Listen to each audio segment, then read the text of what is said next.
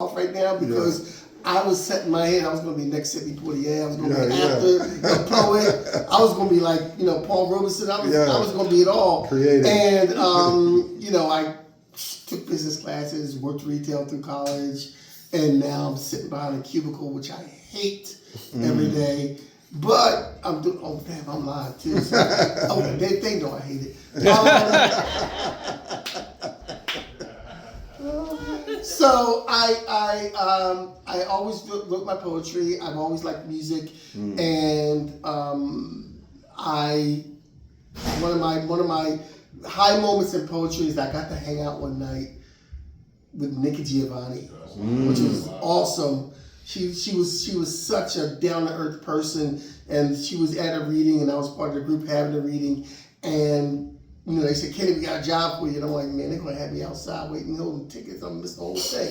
They said, no, your job is going to be to shadow Miss Giovanni and, keep everybody from crowding her. And when she does a book signing, so I said, wait a minute, I get to hang out with Nikki Giovanni all night? Yeah. They're like, yeah. I'm like, I'm in.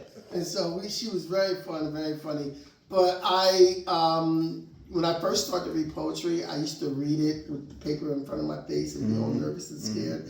I didn't start reading until I was in my 20s, early 20s, and then I started hanging out at a jazz club with old jazz cats. And I'm like 24, 25. They're like in their 60s and 70s and everything, upright bass. They would play like Miles Davis all blues and say, I could go ahead and jump in. And I'm like, and I learned how to run before I learned how to walk, and then I got better at reading in front of people and stuff. And I've had a couple of bands. I have a band now called Offshot, and we don't play as much as we used to. I have Kenny Walker Jr. and Offshot is on all streaming platforms. It's like a funk rock sound. I've paired up with these musicians who want to do rock. And I wanted to do funk, and we did a funk rock sound with spoken word.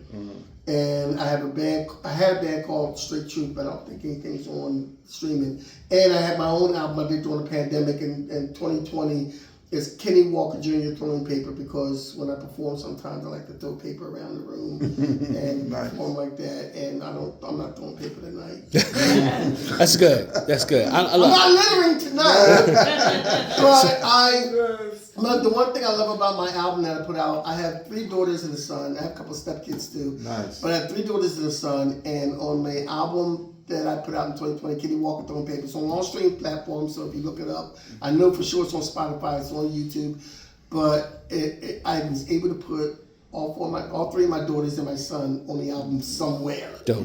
Somewhere in the album. Dope. I had this piece called Bus Stop, and it was the first time me and my sister were called the N-word when we were kids in Philly. And my one daughter played my sister in that, telling me to come on, because, back in the 70s, you could be 10 and 8 years old and be latchkey kids. And it was safer then, and you could do it. And now, I don't know if you could do it now. But in any event, my poetry journey is I host a lot of things in South Jersey. I host a lot of events. I love poetry. One of the things I love about hosting and doing events is that I'm able to help new poets who come to the scene and encourage new people. I was just at a reading last week where the young lady's like, I was there to support all the other poets. I wasn't there to read, and it was an event. And a young lady, friend of mine, got up, and I didn't even know she was there. She goes, and I was standing up in the back, and she's like, she's from Philly. She's like, I always come to Jersey. My friend is always trying to get me to come to Jersey, and I never do. And now I see him standing up in the back of the room. But Kenny Walker said he was the first person who gave me my first feature at an open mic. And I like to be that guy, to be able to introduce people to things and different things. It's like in South Jersey, I'm also part of the music community, and like the music community, the rock community, and the spoken word community. And I like to introduce the people to different people and get different connections. And I like it when people say, hey, I met that person.